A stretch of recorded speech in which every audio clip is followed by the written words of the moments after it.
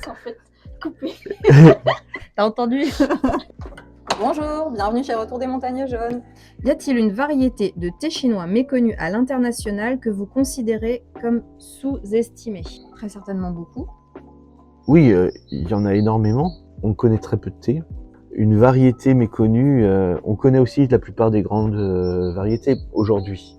Donc, ce serait plutôt sur des petites productions locales. Typiquement, les thés de Yangshun qu'on a découvert, ils sont totalement inconnus et il y a une vraie histoire et une superbe qualité derrière.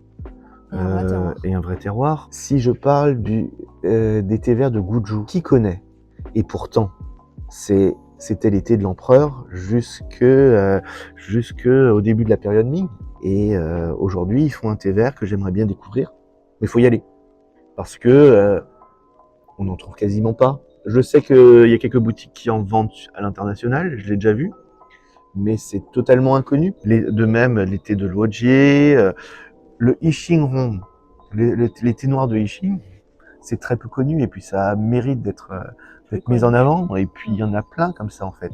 Et là j'ai parlé les trois que j'ai dit à part Yangchun, donc Guju, Yixing et Luojié, on est à 10 km l'un de l'autre. Donc si on va encore 10 km plus loin, on va encore trouver quelque chose.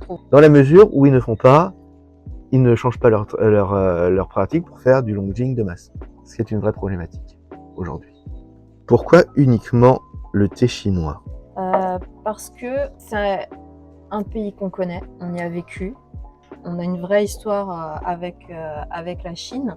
On a eu l'occasion de beaucoup parcourir les jardins de thé durant des années et de tisser des liens déjà avec des producteurs à la base. Donc c'était vraiment déjà une histoire pour nous. Ensuite, il y a d'autres pays dans lesquels on l'a fait. On était au Japon, on a aussi exploré, on a été à Taïwan.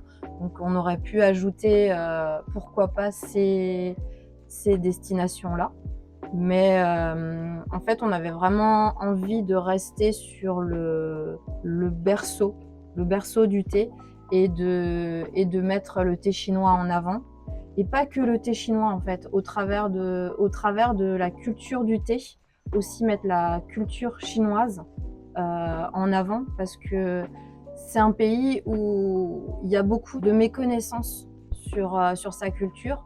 Et c'est une culture pour laquelle on a eu vraiment un coup de cœur. Et ça nous tient aussi justement à cœur de partager autour de cette culture, de dire tout le positif et tout le beau qu'il y a aussi dans cette culture du thé chinois.